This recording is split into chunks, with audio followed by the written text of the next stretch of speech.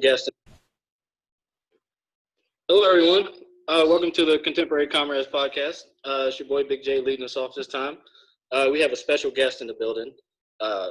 One singer-songwriter, Jimmie Bryant. Say what's up to the people, Jimmy. How y'all doing today? Awesome, awesome. Yo, of course, as always, we got Corn in the building. Yo, what up? And going for Marco. Oh wait. We got Adam in the building. Hello, blokes.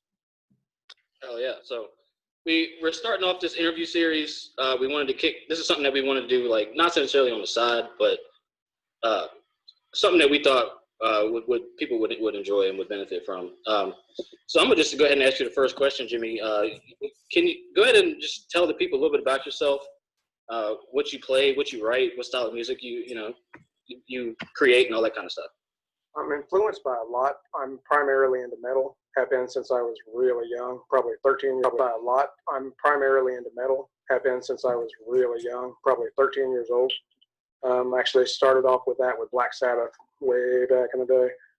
Yeah, I have a lot of country influences also. A lot of every kind of influence you can think of, really. I get into all of it. A lot of rap, like everything. Awesome. Nice. So yeah. Who were some of your favorite artists growing up, Jimmy? I loved Metallica, obviously, just like everybody. I love Megadeth. Matter of fact, Megadeth I still consider my favorite band. Ooh. Awesome. See, I also liked a lot of the hair metal stuff back in the day because my sisters listened to it. Stuff like Rat, Cinderella. Okay. Stuff like that. Oh, Rat. Yeah, I haven't heard of them in years. Yeah. But at the same time, my mother was heavy into country. Her favorite artist was Conway Twitty. Ooh. Okay. Yeah. I only know him from memes. I mean, I have a lot of different influences there. That sounds good, man. So I feel like we should just kick it off and just have Jimmy play a little bit of music for us real quick. Jimmy, you got something heavy you want to play for a good 20, 30 seconds, just so people can get an idea if they haven't already checked you out? You want me to just play something from my system or actually pick up the guitar and play it? That'd be nice. Whichever you want. Well, how about the song that y'all were just listening to? Yeah, we'll do that. Yeah, just play like the first 8 bars or something. Just something quick so people can Here we go.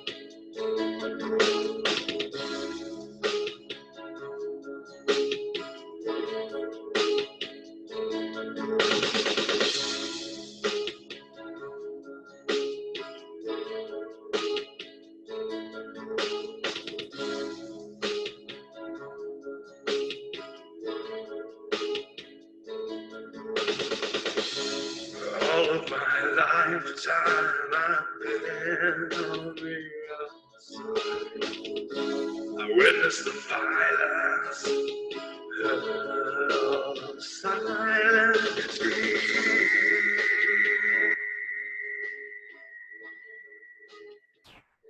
Let people finish the rest of it. Awesome. Hell yeah. That's it. So I just have one question. So the mood of that song is it's inspiring, but at the same time it's somber. And I was about to say how I hear it. What if you don't mind just telling people the name of that song and what prompted you to create that? And just so everybody's clear, you did program the drums and you sing and you play guitar in that, correct? Yes, sir, sure do. All right, cool. Originally, it was going to be an acoustic song, and I was just kind of sitting around one day, and a couple of specific lyrics, which come later on in the song, popped in my head and got it started. But the song is really somber right there, but the lyrics get a lot better. They actually move positive. The song is really, it's called Together because the theme of it is so many problems that we have today. If people would just come together and forget the bullshit, there would be, and that is the theme of the song. Absolutely. Yeah, solid message, man. That's cool. Jimmy, I got a really good question for you real quick. So you obviously wrote the song, right? Yes, sir. So how do you come up with your lyrics? Because I know with me, I've only written maybe like in the past I've written like a whole song before, but that was on like a different computer or like a tablet. But like the songs that I have come up with or like the lyrics that I have come up with, it's always been in the most spontaneous moments. Like I'll wake up in the middle of the night and I'll be like, oh, I gotta jot this down, or I'll be at work and I'll try and remember what I memorized at work from the lyrics that I made. So how do you come up with your own lyrics? The vast majority of time, it kind of is spontaneous, but it's forced, if that makes sense. I'll make yourself do it. Yeah, pretty much the whole time when I'm at work, when no one is bugging me, I'll have an idea going through my mind, like a riff idea and some drums and stuff like that. And I'll just sit there and think about it. A lot of times I'll actually wear a Bluetooth and play it. So and as I'll just sit there and hum to myself and try to find like a pattern and then start to create words from it, usually. Now there's songs I just get a really strong idea about and I just see a message that I want to deliver and I just start writing stuff and erasing until I get it right. So to put the entire song together, do you like play the beat and then you try and fit the words into it after you've written down the lyrics? I'd say the majority of time I actually write the lyrics first. Okay. I write a melody to the lyrics first. Okay. Basically, just the way the vocals are going to carry out, and then from that, I'll get like an initial guitar part going, and over a couple of weeks and sometimes even months, I'll just adapt it until I get it to where I like it. Word, very cool, man. Yeah, I feel like inspiration comes. Okay. Go ahead. I feel like inspiration comes like when you're away from all forms of distractions, but at the same time, whenever I think of things like you're talking about, Jimmy, I end up forgetting, especially if it's a song. Like if I just hum something in my head and think, oh, that sounds really good, I'll forget when I get home and I'm able to actually focus. So it definitely takes a lot of dedication to just stop what you're doing right there, write it down.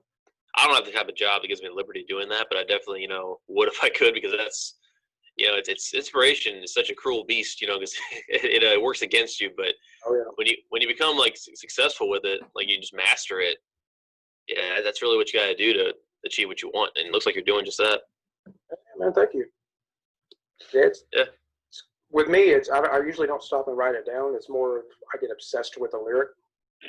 So I mean, if I'm at work until 5 o'clock in the afternoon, it might be 12 o'clock when I think about that. The rest of the day, I'll be sitting there running that over in my mind. So by the time I get away, I can forget it. Right. Okay, I see. That's good. Go ahead, man. What do you prefer most, Jimmy? Do you prefer like a faster, heavier beat, or do you prefer like a mellow type beat? Do you prefer like the back in the day, like more like the like 60s-esque feel of rock? Like, what's your favorite like beat in terms of rock? More than likely, I would have to say the heavier the better. Okay. A lot of different music literally gives me butterflies when I hear it. A good example of that is Gojira. Pretty much anything Gojira. Oh yeah.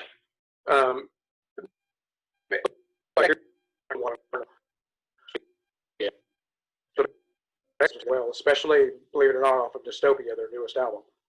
Have y'all listened to that album? That album is amazing.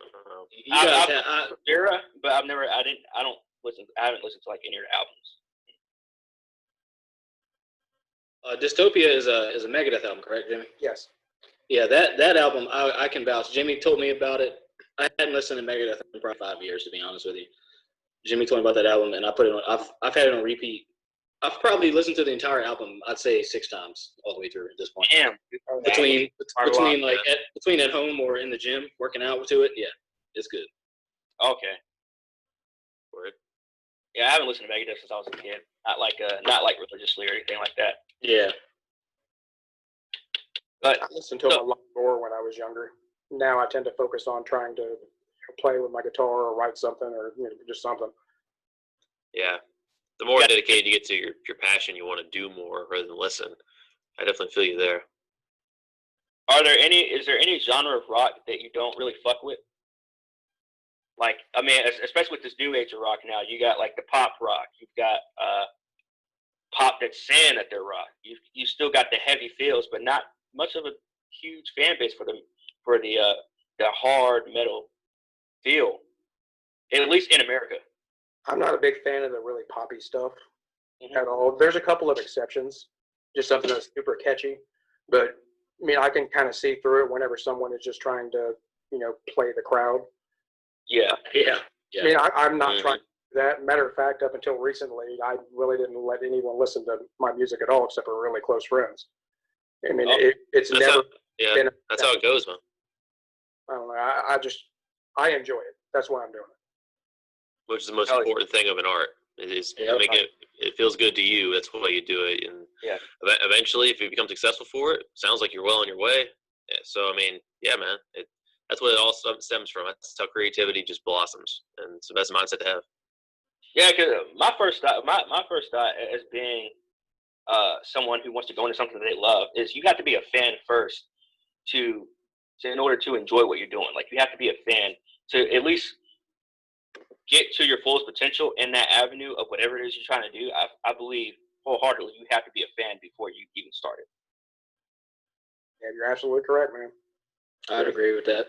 I would have never picked up a guitar if it wasn't for, James Hetfield or Kerry King or, any of those guys. Dave Mustaine, obviously. Oh, yeah. Oh, yeah. So could you tell us kind of how you record? Like what sort of, devices you use and how you end up getting it on the internet? Just a quick little, Yeah, I was curious about that too. Well, to start with, I'm playing an Ibanez Prestige guitar. It's a 7-string. I run that through a Digitech multi-effects pedal into a Boss RC300 loop station, and that feeds into the Tascam Porta Studio. And then I also have an Alesis drum machine connected there, and a VE20 Boss vocal pedal connected to it. As well, a lot of the songs I'll put my Epiphone Master Built into it also. It's a nice acoustic guitar I got recently. Awesome. That's pretty much it. I do have this back here, that stand-up drum kit, but I've never really used it. I did go in on that drum kit one time. Yeah, it actually surprised me. I was like, wait, what do you mean you're not a drummer? I'm black, man. It just comes with the territory. No, I'm playing. So what made you pick up a guitar? Like, not only that, but when you did finally, when did you realize you were good at guitar? Did you learn on your own? Did you have someone teach you? I still really don't think I'm good at guitar. But, I mean, honestly, You're good. Guys like Rob Scallon on YouTube, and just like, whoa, what the hell? Why am I even trying? But bro, that's how you know you're a good artist, because you're humble about your stuff. That's good. Even if you are awesome, which you definitely are, man. Well, I appreciate it, bro. Yeah. Really, there was 2 things. I got a really close friend when I was in school, like around 15 years old. His name was Flint. He played guitar, and he started talking to me about it, and I was like, well, I could probably do that. And then another thing is my dad didn't really want me playing instruments, so kind of out of spite, I wanted to play one of the louder ones. Mm-hmm. So, I got an amp and a guitar and started cranking that shit up just to annoy him. Nice. Nice. And what do you know, man? You turn out to be awesome at it. Making your own songs. Yeah. Right now. Big head here. Sometimes it's best to rebel about what people say, especially if it's naysayers, and regardless who it is, family, friends, what have you. Yeah. So what prompted you to use a 7-string as opposed to a 6-string? Because obviously your acoustic is 6-string and your electric is 7-string. For years, I had a little electric Yamaha. It was a 6-string, and I used to go back and forth between tuning it to standard E and drop D. Okay. And one day I was just kind of looking through a Guitar Center flyer, and in that I saw a 7-string. It was not the Ibanez, but it was still a 7-string, and I just thought to myself, well, that would be perfect. I won't have to down tune anymore. I can just literally keep that one top string down tuned all the time. Yeah. So not too long after that, I was actually married, and my wife and I had talked about a kind of a combined birthday present and gift to myself, and that's where the guitar came in. I ended up finding this one. Ooh. Awesome, man. That sounds good. Do you want to go ahead and play us a little something heavier, just so people can get a taste of that? And we've been reposting some of his tracks on SoundCloud. You can find him at soundcloud.com/Jimmie Bryant, Jimmie. You got give us listen to him on it as well. Yeah. Jimmy. Yeah. I don't know if you noticed. See what I got. He was saying you got 60 plus views, listens on one of them. Oh yeah, absolutely. Yeah, Yeah. you got on a few of them. It's got like 50s on a few of them. I think the one I had was like 59. Yeah, Nevermore. Yeah. Well, say Nevermore. I guess I'll play that. Yeah, man. Yeah, go ahead, beam us up, Scotty. Did I use that wrong? I think that's right. It's before my time. As a complete casual, as in not at all fan of Star Trek. Yeah. We got Cruz in the building. Turn my shit up, Cruz.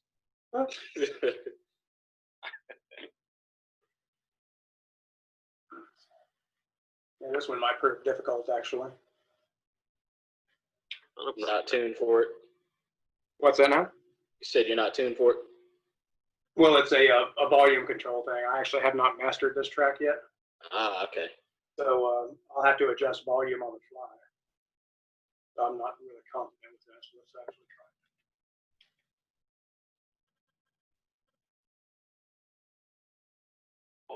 While we're waiting, we have a sponsor this week.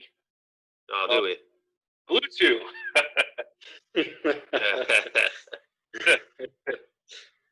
You got to read the commercial, man. If you got a sponsor, go ahead and finish it up. Yeah, Well, sure, you ever talk had very those- clearly. You ever have those long days at work? Sure do. You ever feel like shit when you get off? Damn, how do you know? Look no further. Look no further. I It's won't. Bluetooth. Go to bluetooth.com and type in the code WINC, WINC. Damn, bro, my fingers are already on the keyboard. Bluetooth would get your stuff running and have you going out on 50 dates a week. You never stop. Go right now. And with Valentine's Day coming around the corner, everyone wants to get that date, right? Everyone wants to go home with that hot date, show her around the next day. Well, you know what? Look no further. Go to bluetooth.com. I repeat, bluetooth.com. BLUECHEW. Type in the code WINC, WINC, and get your shipment of Bluetooth within 24 hours. Free shipping. And it lasts until February 18th. Exactly what I wanted. Our first real sponsor, in case y'all weren't aware. Y'all check that shit out for real. Awesome, guys. It's Absolutely. gonna change. It's gonna change your life. Happy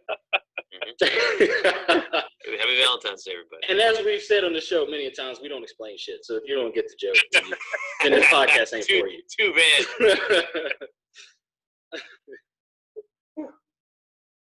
Hey Jimmy, you got that?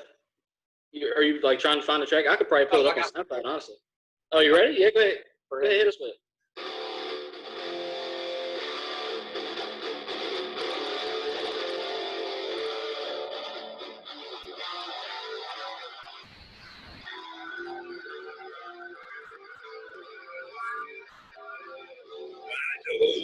That's you, girl. That will never love you.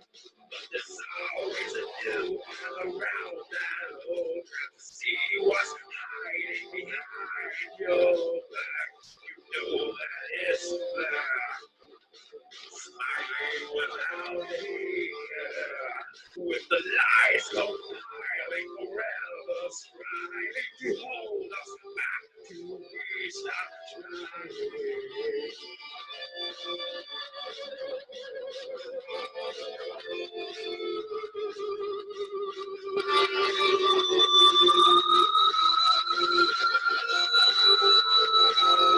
we turn to face our fears and find there's nothing there. Except the wind and rain, all the screams of pain, an empty grave in a shadowed lane. We will cast the shade into twilight's fade. The tombstones stand earth's inscription, but our chisel and names by the road say.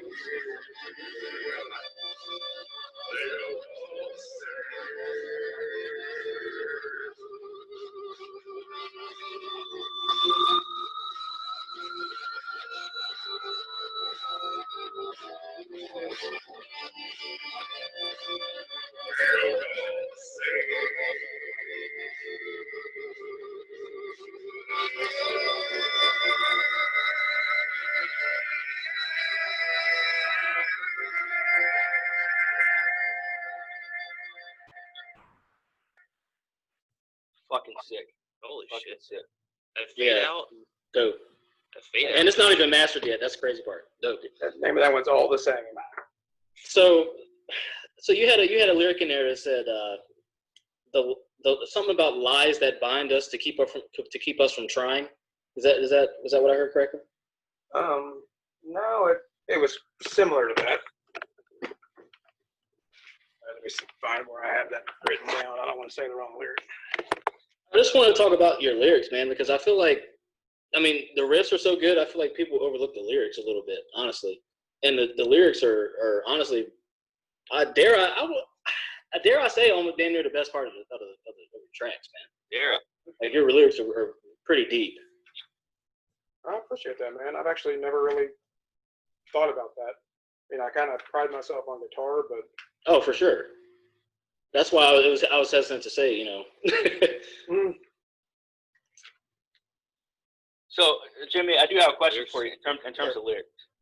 Do you think it's better, or what do you prefer more? Like, do you prefer more of a message when you listen to something, let's say, like, because especially with people nowadays, like, this new generation, it's not necessarily a lost art in terms of people, because you do have artists of all genres trying to spread a message, or do you prefer, like, the happy-go-lucky lyrics where, you know, you just, your lyrics are pretty much about nothing, pretty much, but it's still a great song. Like, what do you prefer more, like a message, or do you prefer just as long as it sounds good? I definitely want something with a message. That's just, I mean, Same. I Agreed. listen, I want them to tell me a story. I know the music for me does that. Just listening to the guitar and the drums, the way everything flows, that does it. But may not. If you are going to include lyrics, they need to be something worth saying. okay. I agree. I feel the same. Yeah. It's the best music there is one of the deep messages. Are you a concert goer? Do you like concerts? I used to go quite a lot, actually. It's been a bit since I have them. Okay, because I have another question for you. This is one that Adam and I have been debating on for the past few years, actually, since we've been starting going to concerts. When you go to a concert and the lead singer decides to stop in the middle of the song and starts giving his own message, like not even part of the lyrics, just starts, you know, talking about, you know, Talking like, about stuff, life, like just talking in between songs or during songs, like during like the you know, right before like the breakdown, like, is that necessary? Do you deem that to be necessary? If it's something important, maybe, but I mean, if it's something political or something like that, no, not at all. Like you're just interrupting the flow of the show. People are there to have a good time. They don't want to get. Yeah. I mean, they're trying to leave that reality at home. Absolutely. Yeah. I feel the same. Yeah. Well, when I go to a concert, I want to hear the music. And then they start talking about, you're all beautiful here tonight. Let's get a call to the ladies. Just right in the middle of your song. And then before they start talking again. Like, remember one of the last songs where Meet the Horizon played, they kept telling these guys in the audience to back up. and he did it for like a solid like 10 seconds. I'm like, bro, shut up already. Like, just get back to playing the music. You know, like it's just. I agree. I have If you have to take a minute, if you have to take literally like a minute or 2 minutes to get someone to make a mosh pit, you probably shouldn't be. that's fair. That's a fair a mosh pit. And either that or you're not a band that is supposed to have mosh pits. Yeah. But to be fair, even some of the heavier people I listen to in live, like Acacia Strain and you know, My Chosen My Bride and shit, they like, build a fucking pit. You know what I'm saying? They're all like, Yeah. Circle pit. You know what I mean? No, Talk about it. No. I understand that, but when you literally are like, make a pit. Hey guys, make a pit.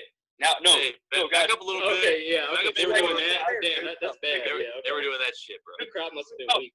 No, a real pit. Like, dude, obviously you're not that kind of band anymore. The crowd must have been weak. But I want to go back to the talking dirt in between songs thing. Like, I have a little bit different opinion. I don't think that's too much of a bad thing, depending on what you say. Like, I don't, like talking in the middle of the song is fucking stupid unless something something happens, whatever. Yeah, fuck that. But if you're talking about, you know, transitioning, all right, you just finished the song, you need to catch your breath, just gonna rap to the crowd for like 30 seconds, and get them hyped for the next song and then go to the song. I think that's okay. Yeah, that's cool. I'll caveat off of that because I will say some bands that do kind of like back their own little political agenda. Like, let me think, for instance. What's the one that was the Worth, the one with all the chicks? 30 Seconds to Mars. Like, Okay. they're really like Jared Leto's really famous for that. For like in between songs or like right before the end of like a song like Kings and Queens. I don't know if you guys are familiar with that song. But to where he'll stop and do this whole like political like agenda thing, whatever. Like I think for certain bands, when you go to certain concerts, you're kind of expecting to hear something like that. But for like a really hard, you know, for like metal, I don't think. Rage Against the Machine, they were highly political, but it was about power to the people. Yeah. It wasn't about some arbitrary like, oh, my feelings are hurt shit. You know what I mean? Yeah. Exactly. It was kind of the theme of the band. It wasn't. Yeah, and it also was the theme of the band. Exactly. Yeah. Yeah. I mean, it's just like what he's saying. Let me talk about it. Yeah. Yeah. And it's the same thing with My Chemical Romance. They were about the same thing. They're about having like your own idea of what the world should be, and that I think you know, in between songs, you know, they have their own thing. Like there are exceptions for it, I think. I agree. Yeah. I agree. But when you have to like hype up the crowd when they're not hyped, obviously either you're doing a shitty job or the crowd. I was they're not deserving the hype because they got to tell the crowd to get hype. Yeah. So since we're on the topic of concerts, Jimmy, what's the most amount of people you've played in front of? Not many. Only maybe 10. 10? Okay. I mean, hell, that We had a family reunion, so. That's a chunk though. Yeah. I mean, but like you were saying, you know, you didn't really even play your shit in front of people for quite some time, unless, like you said, unless it was close friends or family. Yeah, I lacked confidence for years. I still do in a lot of ways. Like I hear. Man, at this point, man, you on SoundCloud? Yeah. You You post don't up need your to like shit. confidence anymore. You got you now, like it's they You got you. Yeah, man. Yeah, Jimmy, you don't need to like got confidence listeners. anymore, man. You're there, like you're where you need to be, you know, and then some. So I mean, I got a pretty big boost when I started to figure out some of the more technical stuff of the recording process. Yeah. That was frustrating me for a while, just from lack of equipment. Hell yeah. Yeah, I mean, you gotta pay up to get up, I guess, man. Like nothing. That's the shitty part. Like you could come up with something super organic, like what Jimmy does. Like everything he creates is out of his brain, and he just needs a device to transfer that to, you know, what people can understand. But like, it cracks me up that even something so organic as that, you still have to put, you know, thousands of dollars into just to get shit popping. Yeah. You know? oh yeah, art is not cheap. And again, to touch on the creativity aspect of it, is that, Jimmy, you write your own shit. You play your own shit. You create your own shit. And yet there's people out there, and you still have to work hard just to get your notice. Right. compared to other people where people write for them, and Exactly. they're not talented. They have little to no talent at all, and yet they're selling out fucking arenas and places like that and making all this money. Yeah, Like, it's not fair. I think, yeah, and it's been going on for quite a while. For shit, longer than I wouldn't say longer than we've been born, but it's at least has been more broad and brought up more often since we've been alive. That there's people with no talent, little to no talent out there. there's a lot of music stuff that's kind of thrown together just for profit. Yep. Yeah, man, money. That's what it's about. And, I've noticed, Jimmy, I'm sure you've seen this too in the music industry. A lot of, like, decent people are less likely to be, like, paraded around and making tons of money because they don't sell out. They have morals. So people with morals are more likely to not be as widely commercially successful, at least starting off, and maybe for a while because they want to keep to their guns and not sell out and do shit that doesn't matter, just for money. You're absolutely Yeah. right. But here's the trick though. This is what they do. So you get somebody who could push a certain agenda that you want to push, or might push a certain image, or whatever the case is. You get them. They don't have shit. You offer them. All right, look, we'll set you up with this marketing campaign. We'll get your name out there. Just read these lyrics. Sing these lyrics, or rap these lyrics the best you can, which is usually horrible.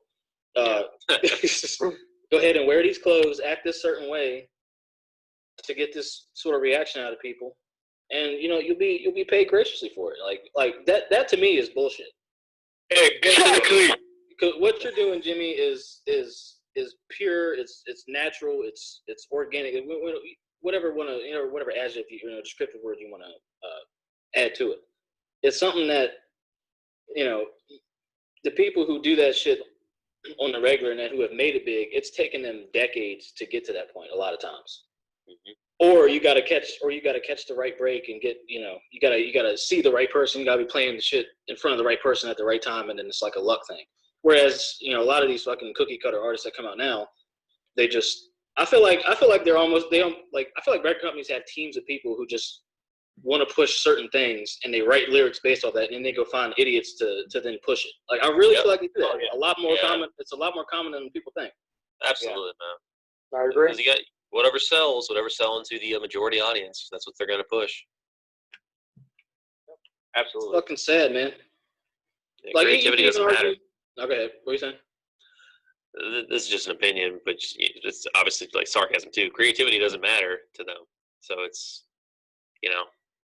it's all about the money. It's all about just pushing what's already worked in the past. They don't want to try anything new. So they don't want to take the risk. I'm not saying that's all that these huge record companies and or even medium-sized record companies do, but that's where the majority of the money is made. Is in that kind of shit, unfortunately. Oh, unless you've been in the game 20 plus years and your music's good and it's real and people can't help but like it. You know what I mean? Yeah. Yeah, for the most part, they're just looking for a pretty face to say what they want them to say. Yeah, exactly. And a lot of times they ain't gotta be pretty. They just gotta have done some stupid shit. Oh yeah. You could just put them on. And then as soon as they say something that makes sense, then they're told to shut up. Exactly. Absolutely. Exactly. Absolutely. Yep. It's like that Catch Me Outside girl. Oh yeah. Yeah. Yep. Rap career now. Danielle Brick Holy. Excuse me. Brick Holy. Yeah, whatever. And boy Artie. That stuff is just pitiful, man. Yeah. So Jimmy, I don't want to stray too much away from rock, but what are some of the hobbies you have? Because I saw where I haven't been on my profile, my SoundCloud profile in a while, but I saw where you asked about the MCU, being on the podcast with me and Adam talking about the Marvel comic universe or cinematic universe. Yeah, I found myself kind of obsessed with the Marvel Cinematic Universe lately. Really? They're just doing an amazing job of tying everything together. What have they had, 19 movies? And at least half of those are building towards the same exact ending. Yeah. And of course, Yeah, it's hard to beat the actors involved, Robert Downey Jr. and everyone. Yeah. But yeah, I really get into it. I probably watched Infinity War 12 times. Easy. Dang. Well done. That's That's almost enough for every character. Might as He's well watch watching it one with a time for every character. Yeah, each time I watch it is focus on one character and see what they're doing the entire time. It's only them. It's solely what is Spider-Man doing at this very second in the background? Is he picking his nose right now? Let me watch him. Like something like that. I don't know. Holy shit! Infinity War is good though, man, and yeah, me and Corner are both hyped for Endgames. Not so much Captain Marvel, but yeah. Yeah, Captain Marvel's supposed to introduce a lot though. Like the Skrulls, supposed to get those involved. Skrulls, yeah, I've heard about the Skrulls. Someone has apparently been a fake this whole time. That's what they hinted at.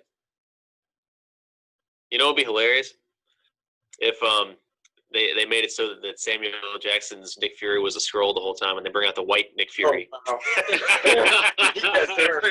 They bring out the white Nick Fury as the real one, who's been in captivity this whole time. I would just bust out laughing. That'd be perfect.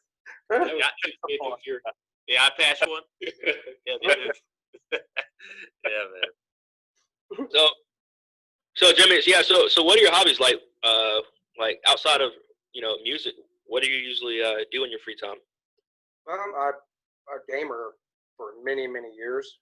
I was been really into that.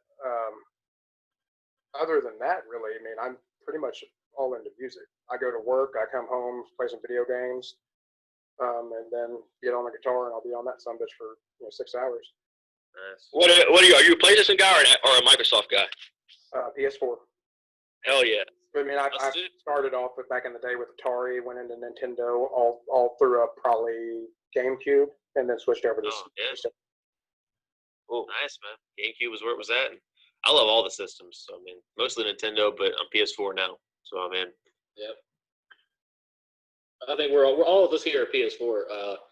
I know Adam Korn and I, we were Xbox 360 heads till like 2015. Yeah, I was playing one at a friend's house one time. I couldn't figure out the control for nothing. I was over there. So. Yeah, that's fair. So what made you what did you ever read comics when you were a kid? Not really.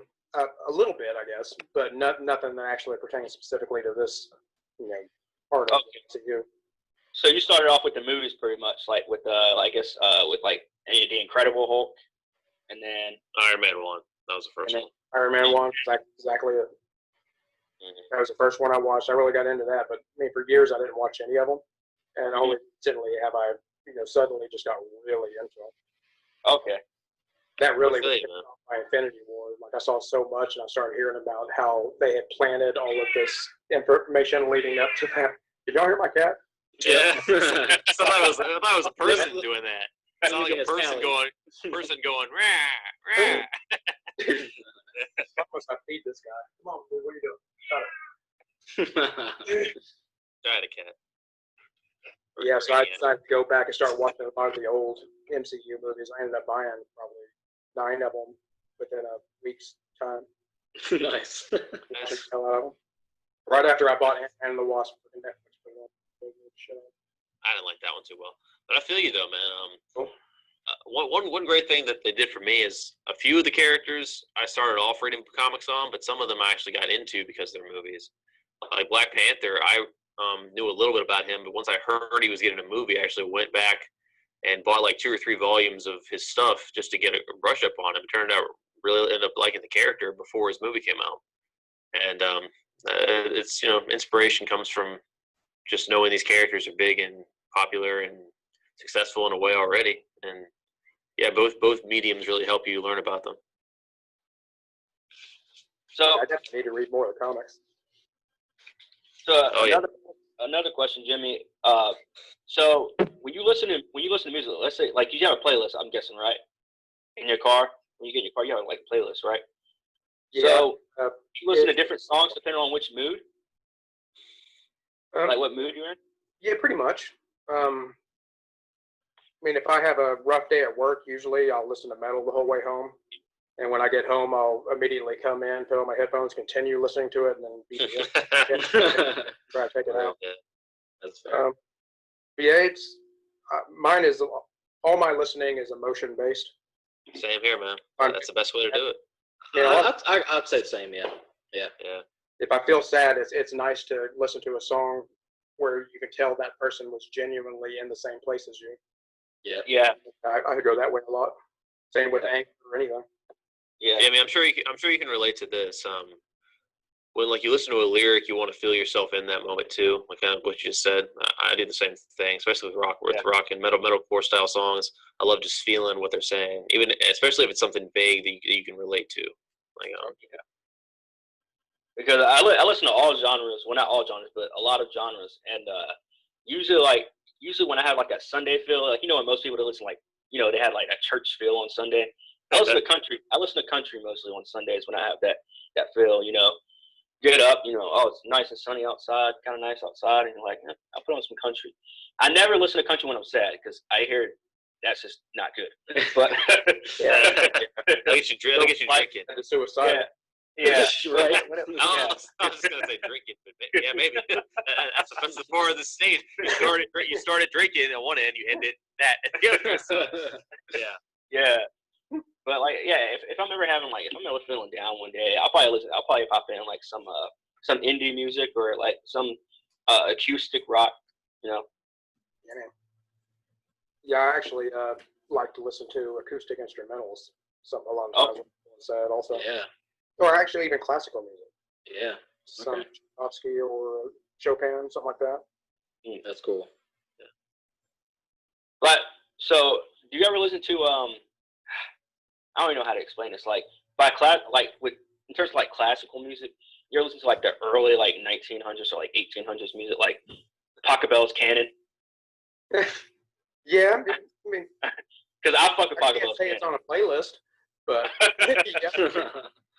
But you don't go seek it out. Like, all right, I need Canon in D minor or whatever. Like, ASAP. I need some Mozart today. Yeah. It's every once in a while in a mood where it seems like nothing can really calm me down. Yeah, I know what you mean. Still, I'll sit there and just find something really mellow and classical music is. Or like some Enya. He said India. Or some Blue Man Group. Heck yeah, man.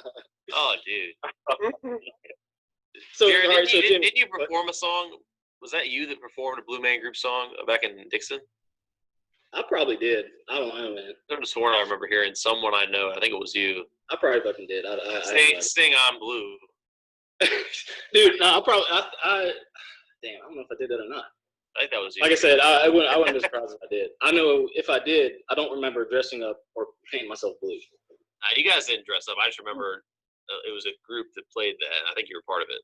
Or just did it by yourself. I probably was, man. I was doing recorder and shit too. Like, we all did have to record. That was mandatory. Yeah. I noticed that two of y'all are wearing blue right now. Oh yeah. Yeah, I guess we were.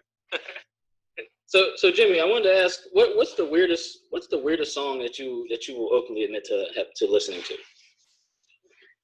Or is there such thing as a weird song?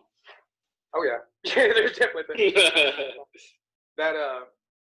That song back in the day.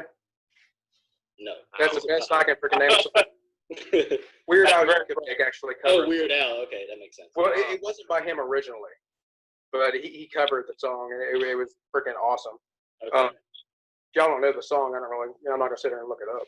No, that's fine. The listeners, if they know the song, or they might be inclined to look it up. We do encourage research on this podcast. Yeah, Somebody our shit and tell us what song it is. I've got a better answer for you. Have y'all heard of Van Canto? No, I haven't. No. That's probably good for y'all. Van Canto? I listened to him kind of hey buddy. I listened to him as a goof, really. A buddy of mine turned me on to him. We were talking about Metallica, and Master of Puppets came up, and he's like, "Oh man, you got to check out this band's cover." So I listened to it, and I literally spent the next 3.5 minutes just wide-eyed, my jaw wide open, my hands made like. Nice. The entire song is performed with vocals alone, and by that I mean the bass, the guitar, both guitars, including the lead, drums, everything is literally people singing or beatboxing or whatever you want to call it. That's cool. And that's the way they do every single song. There's no instruments. I think later on they added drums. That's cool. But yeah, check them out. That is definitely the weirdest stuff I've listened to, because I've listened to the Master of Puppets cover of theirs a few times. It's just something fascinating in almost a morbid way. I feel you So- there, man. Best live performance you've ever seen. You would think with me it would be something like Metallica or something, but it was actually Keith Urban. Really? Interesting. Absolutely. I can't remember which one. I've been to see him a few times, me and my ex-wife. But one specific one, he just busted into a rock lead and just walked down this ramp into the center of the crowd, and he just owned it. Like, the whole show was really good. Carrie Underwood actually opened for him. And That's it amazing. kind of, makes me feel nice that in the concert, Carrie actually waved at me because I was wearing an Oklahoma Sooners shirt, and she's from Oklahoma. Nice. Oh, wow. Hell yeah, Yes, hell my yeah, wife. man. That's cool. You did that shit on purpose, didn't you? I wish I could have got her to wave at me on purpose. Right? But my wife got me back, though. When I got home, I looked at my phone, and there was about 300 pictures of Keith Urban's ass on my phone that she had taken. That's funny. That's awesome. I'm kind of jealous you got to see Carrie Underwood live, though. It was a good show. I didn't think I would ever see anybody live until now, so it's crazy when you can finally see your favorite bands, just these famous people. Because everyone's a person at the end of the day. You just got to achieve it. That's true. Yeah. Absolutely. I didn't know it was so easy to go to concerts until like 4 years ago. Right? Yeah. Yeah, I didn't either. Oh, legit. I was like, so and so's gonna be somewhere. Oh, let's go. Fuck it. That's pretty cool. What's Dude, the I didn't biggest, largest concert you've been to? The largest? It was probably actually a Nickelback concert. Ooh. Yeah, that one I was drugged to, but it was actually a pretty good show. What year was this? Was this when Nickelback was hot, or was this when Nickelback was not? It was not. It was the year after the album they had with the song Photograph. Oh, okay. Yeah, no doubt. They were still really hot at the time. Yeah. Wow. Oh, yeah. I remember 3 Days Grace opened for them. Oh, I love 3 Days Grace, man. It was really good. Would love to see them someday. Have you seen them? Oh wait, you said you did. Gotcha. Did you see Nickelback too? What's that? Hey man, have you seen Carrie Underwood by chance? I heard she opened up for Keith Urban one time. I heard pictures of his ass have been known to float around phones.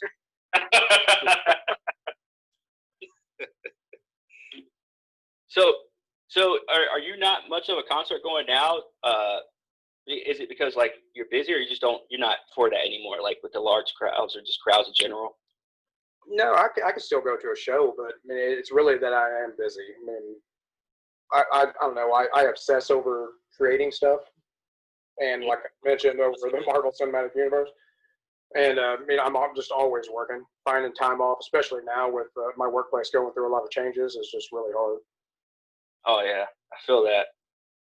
Yeah, I've noticed. I found myself like every time I go to a concert, not this past one because we actually had seats, but usually when I go to a concert where you're standing, where you have to like stand, you're like around so many people. Every time I go to a concert like that, I always keep getting reminded of myself of why I don't go to concerts that much. Dude, I know. Like, so many people. It's fucking beer on the floor all the time, and it's basically like going to a club and then there's music, pretty much. Yeah. And nobody, yeah. So club. Pretty much, yeah. I like the idea of going to concerts, and then when I go there, it's like I had a great freaking time. But then it's like, oh right, there's a whole shit ton of other people here, and it's a mess. Yeah. And yeah, Maybe yeah, that's I'm bumping into sweaty people. A lot of it for me is the parking. I just That too. Parking. it's almost not worth it. Honestly, I love a show at this point. yeah, I think the worst place I've gone to where it had really shitty parking was Warped Tour. Every year we go to Warped Tour, the parking is just so like it's so far away from the venue. Dude, honestly, I would disagree with that. It's really not for as big of a concert as Warped is, dude. I've seen worse parking to go to fucking downtown Charlottesville. You gotta walk farther downtown here sometimes. remember it was what was it like 2 years ago when we went and we had to Jaron had to go take a shit or somebody had to go take a shit. Right, Adam. And we were in that long ass line in the car for like. Oh, I do remember that. Hours? Yeah, that was bad. Oh, that was last year, and I had to piss. Yeah. And I ran into the hospital and pissed in the emergency room. That was bad. I remember that. Yeah, I don't know, man. I think it's I think that's probably the worst part of concerts, of those big large concerts. I think I prefer a larger concert in a larger place because there's more room to walk around. You can like get around people. When you go to like smaller venues and stuff like that, it's like everybody's bunched up and like people are just, especially now it's like 2018, 2019, like it's just people just start acting crazy. Like one chick, I had to get around her. We went to a concert around this time last year. We went to go see Astronaut was injured, and I went around a chick, and I couldn't get around her, so I like tapped her on the shoulder, like, "Hey, excuse me." And she turned around, and she was like, "Oh," like shocked that I touched her. And I'm I like, remember that. Yeah. I mean, I'm like, look, my boy is right here. I got to fucking get around you, like. They should have told offended. I remember you told me that. Yeah. I'm like, dude, you're in a crowded place. You're gonna get touched. Like, yeah, bro. Yeah, get fucked over. Yeah, bro. Move, dude. So me personally, I do like going to like the larger bands concerts because there is seating. There's places where there are seating. So I know a lot of people don't go to concerts because there are like the standing around and stuff like that. Dude, so I don't think I've ever been to one that has seats. I haven't been to that many concerts, granted, but I don't think I've been to one that has seats. When we just went to had seats. I like that way better. I take seats over standing any day. That's fair. Yeah. A few of mine have seats because I also went and seen a few stand-up comedians. Obviously, you're sitting the whole time. Sit down, comedians. Unless they pick you out of the crowd and make you stand up and do something stupid. Oh yeah. They'll call you out and roast you to get some laughs. The only person that does that is Jeff Dahmer. You mean Jeff Dunham? Jeff Dunham? Yeah, Jeffrey Dahmer, the comedian. And they both used puppet. They both had puppets of sorts. One's made of meat, one's made of meat, and one's made of like strings and shit. Yeah. Or I remember one time that you made that joke. You said Jeff Dahmer's funnier than Jeff Dunham. He is. He is. You mean he was? Yeah, it was. Yeah, he kind of ended it climactically, didn't he? Oh yeah. Yeah, I'd say so. Yeah, bro. In jail before he got beat to death. Oh yeah. Oh. A champion's death. So what's your goal in terms of music? Do you want to reach like a larger fan base, or are you okay? Like, or do you just want to like? Do you already get the satisfaction of just making music in general? Honestly, I would be doing it even if SoundCloud didn't exist. Mm-hmm. I just didn't. I mean, the only time I really feel happy anymore is when I have my headphones on and I'm just sitting there going through stuff. Hell yeah. It's like I get in such a zone. I just can't. None of the real world affects me. Mm-hmm. Awesome. That's the best feeling in the world when you focus on your art. So if someone came to you and they were like, "Hey, we're trying to form a band. You want to join? Would you be down for that?" I'd definitely give it a try. Hell yeah. Matter of fact, old Jaron here, I've been trying to talk him into joining up for a while now. Yeah, he's been trying to get me back on get me back on the axe, man. Trying to get me back playing. I dabble every now and again, but with my finger injury I had, I've lost all hope that I'll be. It sucks when you're really good at something and then something causes you not to do it, and then you stop doing it for so long, and then you get back on it, and it's like, dude, I used to be able to do this in my sleep, and now I can't do it anymore. That's really what's holding me back with it. Yeah, I had about a 6 or 7 year window where I didn't play guitar at all. Really? Yeah. But yeah, the time I picked it back up, I damn near forgot how to play. I mean, really, it took a while for me to get back up to it. How long did it take for you to get back into like the scheme of things? I don't know. Probably at that point, I started taking it serious. I don't even know why. So I don't know, a couple of months ago. It didn't take a long time at all. Okay. But it was weird at first. Like they always said, it'd be like riding a bike. Yeah, it's like if you sucked at riding a bike and you're super clumsy and keep falling over. You know what I mean? Yeah. There's just certain things you try to pick back up. Maybe it was the fact I was trying to remember specific songs that I had either written or learned a couple of. Yeah. I don't know. It was a little bit more challenging. I feel you completely, man. On this podcast, we talk about a lot about how a lot of businesses not go under, but how things are going out of style, how people are pretty much, learning on their own and stuff like that. In terms of music, people are learning. You can create music, literally. You're doing it, like making music, learning on your own, doing stuff without pretty much little to no help from anyone else. Do you think guitar lessons at like studios and stuff like that are pretty much going to go under within like the next 5 years? It really wouldn't surprise me. Because all you have to do is turn on YouTube and you can find any instructional video you want, as long as you can pay attention. If somebody to actually force you to do it, maybe it's not the thing for you. Yeah. Like the instructor, like a lot of the time, their main purpose is to have the student get past whatever hurdle they're at. Right. It's like a motivational speaker in a way. Yeah. Okay. Okay. And I didn't even know that. To follow up on that, I feel like those who get distracted easily, much like myself, are honestly more inclined to listen harder around like a teacher who is literally putting them in the moment to work on this one thing than they are by themselves with limitless distractions around them. That's why I work best with my art when I'm out of my apartment. So yeah, that's just me though. I'm sure different people vary. Yeah, my thing with it is I love the creative process. I always have. So I never really even considered having a lesson when I was younger. Sometimes I regret that because I wonder if, maybe I'd know how to do a lot more. Yeah. Because I can probably only count on one hand how many people I've talked to, how many artists or how many, in general, how many people I've talked to that have learned from someone else or have been taught an instrument or how to sing or whatever. Everyone else that I've talked to, mostly everyone I've talked to pretty much, like, oh, how did you learn to play whatever? I think the most people that have learned from someone else has been piano, apparently.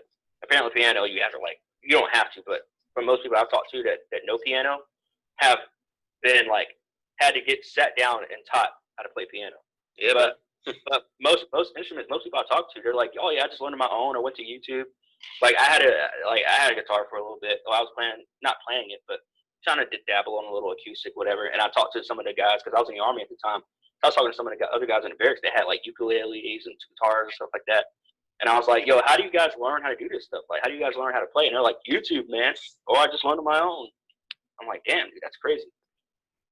Yes, I am guilty of that. Going on YouTube a lot of times. Oh yeah. And there's some stuff that honestly I've never been able to figure out. The dime bag squeal. There's something about it that I'm missing. I can't do it either. I can do a squeal, but just get it to sound the way his did. Mm-hmm. And I've watched videos 100 times showing exactly you need to flick the string and after you drop the whammy and pull it up. But yeah, there's just a timing thing missing there for me or something.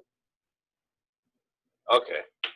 Yeah, it's crazy, man. I didn't think that many people taught themselves, but that's really, you got to have a lot of focus and a lot of just drive in terms of being really good at an instrument or even singing, and learning on your own with little or no help. Yeah. Whenever you find the passion involved in any specific thing, it becomes a lot easier. Oh yeah, dude. If you have the will to do it, you'll do it by yourself. Because absolutely, who else is gonna do it? Who else is gonna tell you to do it, man? An occasional friend or family member. You gotta just make yourself do it all the time. I think the one thing that makes it hard is that people are so used to doing shit we don't want to do. Oh yeah. by the time you find something you want to do, it's like, man, well, how do I even start? Right. I'm just so used to being told this or having to do this, outside of if I want to do it or not. You gotta. It's hard for people to get that motivation. Breaking out of that mindset of just having to work yourself to death and take time for yourself and your passions. We're not really taught that. Very That's few true. people grow up with families that teach them happiness first, and that's a shame. It's a sad thing, but I was blessed with that, but I understand both sides of the coin. So it's bad, man. Yeah, but that then again that's a whole nother podcast talking about all that shit though. We can rap about that all night. You already know. Right, that's a solid episode. That's a solid episode. But I mean, it's true. So I mean, is the Marvel stuff, Jimmy. The Marvel stuff's another episode Yeah. topic. So yeah, like So my girlfriend just said it takes 30 days to create a habit. So if it's something you want to do and you no, it's you 20. should be I like thought it was 21. Like 3 weeks. 21. I've read somewhere it was 3 weeks. Okay. Either way, 3 to 4 weeks to create a habit. I mean, that. So just for the people listening, like, just give something a good 3 to 4 weeks, and by that point, you should know whether you like it or not, basically. Or break it. Or break it. Yeah, either you make it or break it. Yeah. So if you want to do coke, do it for like 3 weeks. Yeah, exactly. Like that. Exactly. Want to pick up hardcore drinking? Do it 21 days straight. So Jimmy, what are your goals in 2019? Man, just as far as music, just Shit, it could be life goals too, man. It don't matter. Yeah, or life. What do you hashtag blessed about this year, man? Hashtag New Year, New Me. well, as far as music, I'm really into a creative phase. There's something not too long ago kind of snapped in me, and I just, like I've mentioned a couple times, become obsessed. So I just plan on continuously learning about the process of recording until I get it right and start posting stuff. I would love to be able to have enough listens on SoundCloud to monetize at some point. Yeah, So I'm aiming for the same thing. I guess, that I could be considered a goal, even though, like I've said, it's really not my primary motivation at all. No, Doing it, Definitely should. there's something exciting about seeing a bunch of more listens added one day. That's true. I texted Jaron the day that all of a sudden I went up by, 96 listens within a few hours or something. Oh hell yeah! It was. That's awesome. That's a good feeling, man. It really is. Hell yeah! Because you earn that, which is the best feeling you can get. Way better than money can give you. Yeah. Yeah, man. That's for damn sure. I think y'all were right about one thing also. It's the like how you work all day and you kill yourself. It's like a control thing. Yeah. That might have something to do with why I get into guitar so much, because there is no control there involved except my own. No one else has any input really. I do like to give me criticism, but it's still my decision because it's my creation. So, no matter what, no matter how bad my day is, I can come home and just get lost in that. Yeah, and I think that's very important too, because after all the shit we do, all the bullshit we go through at work, all the bullshit we go through, all that bullshit, all the bullshit we go in our fucking personal lives, you need to make time for yourself. You know what I'm saying? Like, you need to make time for the shit you want to do. Like, I mean, video games and stuff like that. Like, I'm privy to that too, and are guilty of that too. And you need to make time for something you always want to do, something you really desire, and something you really have like a motive towards. Yeah, absolutely right. Well, I'm giving up gaming for a little while to focus on my goal. Yep. It is. Yeah, they actually originally were named Godzilla, and they decided. Really? Yep. Oh yeah. Well, that's all I need to look it up. Just reminded me of another thing. Y'all talking about inspiration. There is a person that gives me a lot of inspiration. It's my buddy Matt Garber. He's actually the guy that turned me on to Gojira in the first place. Nice. Just like with Jaron, I use him for proof checking stuff. I'll send them both stuff and get their opinion on whether or not I should actually proceed with it. Yeah, good. So what would you say was the height of rock in general? Like any kind of rock. Like, what was the height of rock? I'm just such a diehard metalhead. Back in the day with Metallica, their "And Justice for All" album, Okay. I honestly, I don't know that anybody could ever beat that album. And I know there's a lot of arguments about Metallica's Master of Puppets, being the better one, but in my opinion, it's not. There were so many bands at that point in time that were just living it and owning it. Mm-hmm. And like y'all touched on earlier, there's a lot of poppy stuff going on now. Yeah. Yeah, a whole lot of it. So yeah, I would really have to say like back in the early '90s maybe is when it started to die off. Now that being said, I still like a lot of people blame the grunge movement for killing that off. Mm-hmm. I actually like grunge also. Yeah, I love grunge. I do too. Yeah. Love grunge. I mean, they're pretty much all of them. Soundgarden, Nirvana, all of them. I'm a really big fan of. Oh yeah, But they're both good. The metalhead at heart, they kind of killed it. I mean, there's a lot of good bands now coming out. I've really been getting into recently, but I don't know. There's just something about like that original old school feel that those bands had is just gone, and it'll never come back. Oh yeah. Too many additions now. Like I'm guilty of that as well. It's like I have bass in my songs here that you could hear on a rap song. You don't hear that too much in metal or in rock or whatever. That's true. But I will say you do hear that in some of the newer, I guess you call it like new metal, I guess. Like I know some, I can't think of an example of a band. But Carnifex, for example, like right before a breakdown, they'll have like a bass punch. Like just like an 808 hit, like, and then it'll go into like the breakdown.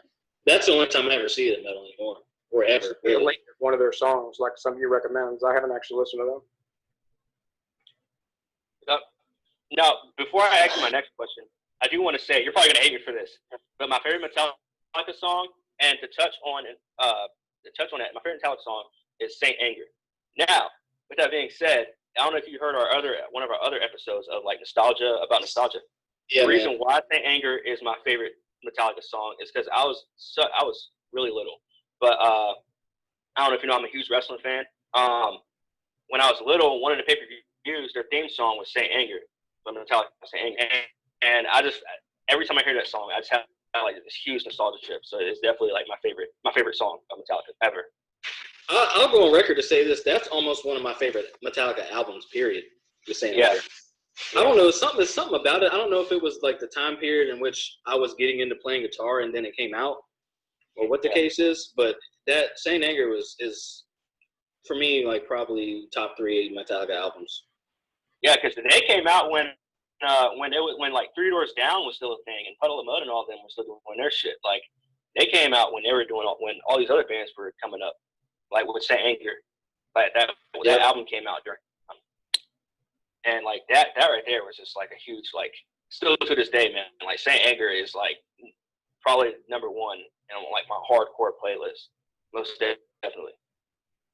Sorry guys, I had technical difficulties there. Y'all hear me now? Yeah. Yeah.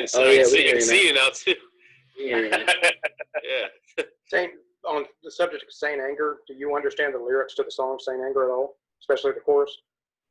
Saint Anger around my neck, he never gets respect. Fuck it all, fucking no regrets. I hit the lights on these dark sets to tie a noose and hang myself, Saint Anger around my neck. I know that shit, man. I listen to that shit thousands of times.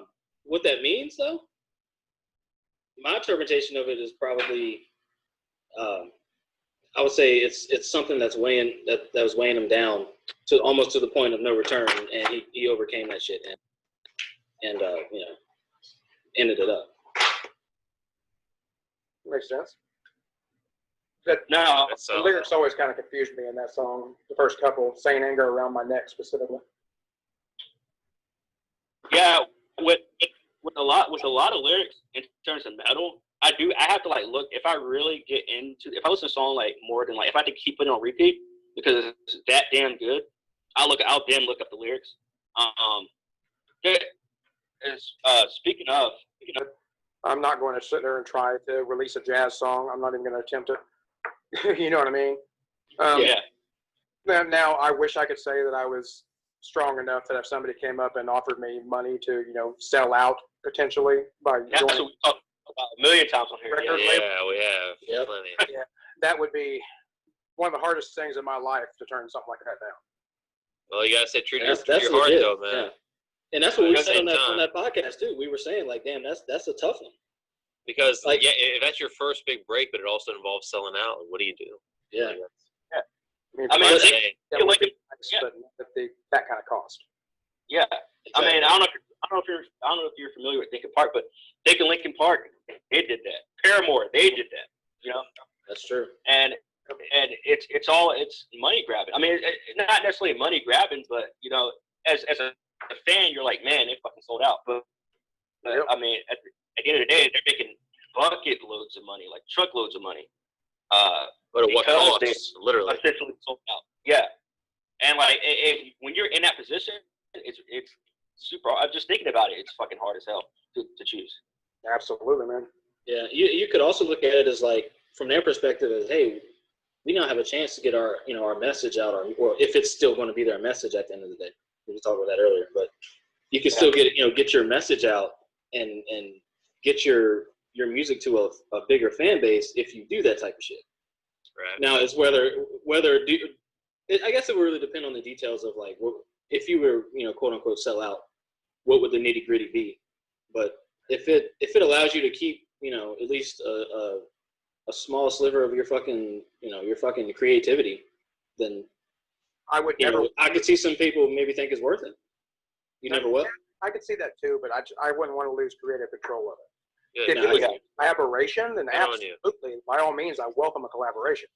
Oh, But sure. for someone is writing your paycheck and they tell you, hey, no, you can't say that, or no, you need to do this, or add that, or that kind of shit. Just look, dude, no. Yeah. Like, I'm doing this because I like creating this stuff. The second that someone else starts to dictate that, I no longer like creating. Absolutely. Yeah. You can't take your joy away. Yeah, like I fuck agree. that if it's for the money, then fuck that. Yeah, absolutely. Is it? The way I think about it is that what they're basically saying, like at least to me as a fan, as a hardcore fan of theirs from back in the day, it's like you're telling people to come into you're leaving our backyard to go into somebody else's backyard, right? And then you're saying, hey, come to our backyard, but we're gonna perform what we did over here with you guys at our old backyard. Your old backyard is gonna be like, whoa, what are you doing? That's the way I look at it.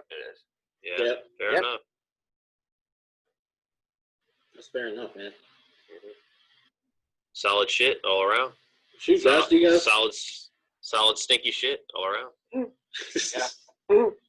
any final questions for one Jimmie Bryant this evening? That was pretty much all mine. Yeah. Dude, like I say, I've been putting the word out on your music. I've been letting people know at school about your music. Yeah, man. I let them know that everything. I let them know to at least follow you. Jaren reposts your. Yeah, I repost your shit. Yeah. Yeah, all the I let time. them, Appreciate it, man. yeah, I let them know like, hey, check out this guy on our page. Go ahead and give him a follow. Listen to his stuff. Especially, we got a lot of rock heads in my school too. So Awesome. Hell yeah. Yeah, man. Yeah, I appreciate Yeah. it. Just let people know that I'm really taking it serious now. Like, I'm not going to be posting anything until I am 100% satisfied with it. That's fair. As you shouldn't. That's yeah, as long as you're not rushing and taking as much time as you need for your craft, it's gonna come out awesome. So that's the best way to do it. absolutely. And now that you're a little bit better with the mastering and shit, and recording it properly, now you're really dialing that in. So then the improv is just gonna be better. So that's cool. Hell yeah. Hoping so, man. Dude, you're gonna look back on this interview 5 years later and be like, damn, man. Yeah. That was back in the day when I wasn't shit. Now look at me. You're gonna have to Absolutely, man. Oh yeah. That'd be great, That's man. Hell yeah. Totally. That's a great thing to look forward to, man. Fuck yeah. Well, shit. Contemporary comrades, thank you, Jimmy. We appreciate Absolutely, you. Jimmy. Yeah. Definitely appreciate Again, it. this is Jimmie Bryant. Absolutely, Jimmy. Yeah. Definitely appreciate Again, it. this is Jimmie Bryant. We'll have to do some other. We'll have to get Jimmie on for some other shit, man. Because Jimmy's not one dimensional by any means. So yeah, Jimmy, you're gonna do that Marvel talk with me and Corn. We'll definitely get up on that. Sounds like a great time. Hell And- yeah. I'm with that totally. I'm with that Absolutely. totally. Well, hell, contemporary comrades. Thanks everybody for listening. Signing out. Absolutely, guys. You all take care. Yeah, peace and chicken grease, all you fucking greasy Peace motherfuckers. out.